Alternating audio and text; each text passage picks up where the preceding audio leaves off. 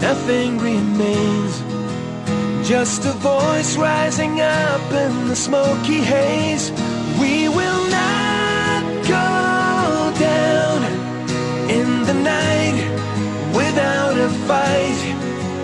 You can burn up our mosques and our homes and our schools, but our spirit will never die.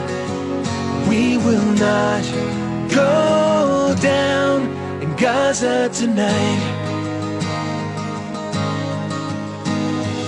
Women and children alike, murdered and massacred night after night, while the so-called leaders of countries afar debated on who's wrong or right.